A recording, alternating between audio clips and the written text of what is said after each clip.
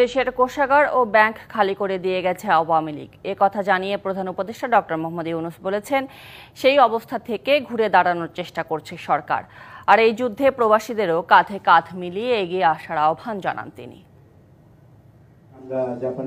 Japan সফরের তৃতীয় দিনে টোকিওর বাংলাদেশ দূতাবাসে প্রধান উপদেষ্টা ডক্টর মোহাম্মদ ইউনূস মতবিনিময় সভায় প্রবাসী বাংলাদেশিদের খোঁজ খবর নেন তিনি, শোনেন নানা সমস্যার কথা, দেন বিভিন্ন মতামত। প্রধান উপদেষ্টা জানান, নাগরিক সব সেবা অনলাইন করার সিদ্ধান্ত নিয়েছে সরকার। পাসপোর্ট বা এনআইডির মতো সেবা পেতে প্রবাসীদের আর ঘুরতে হবে না দূতাবাসে। আমরা প্রথম থেকে শুরু করছি যে এখন থেকে সবকিছু অনলাইন হবে। অনলাইন যদি বাংলাদেশে হয়, এখানে হওয়ার অসুবিধা কিছু নেই।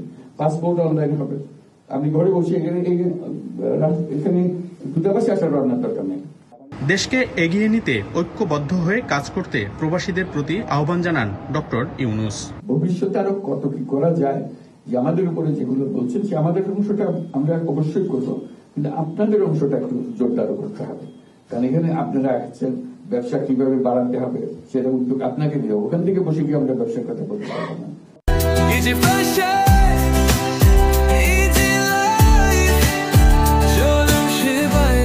জানান, আওয়ামী লীগ দেশের ব্যাংক ও কোষাগার খালি করে দিয়ে গেছে, সেখান থেকে ঘুরে দাঁড়ানোর চেষ্টায় সরকার। যখন তারা চলে গেছে, কোষাগার খালি, রেমিটেন্স না আসলে আমরা আসতে পারতাম না। ব্যাংক খালি, ব্যাংকে সব টাকা নিয়ে চলে গেছে, কাজে ব্যাংক খালি, সবকিছু খালি। তো সেই দুর্যোগের অবস্থা থেকে আমরা আস্তে আস্তে আসছি। আপনাদের সমর্থন না পেলে, আপনাদের এই সাহায্য না পেলে বাংলাদেশ উঠে দাঁড়াবার কোনো সুযোগ ছিল না।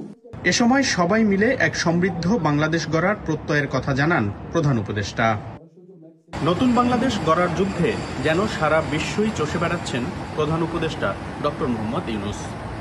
আর এই যুদ্ধে যেন কাঁধে হাত রেখেই বাংলাদেশের পাশে দাঁড়ালো জাপানও। বিশ্লেষকরা বলছেন, সবার সম্মিলিত চেষ্টা আর এমন সমর্থন থাকলে বিশ্বের বুকে যেন নতুন করেই নিজের পরিচয় লিখতে যাচ্ছে বাংলাদেশ। মনিরুল সোহাগ, ডিবিসি নিউজ, টোকিও, জাপান।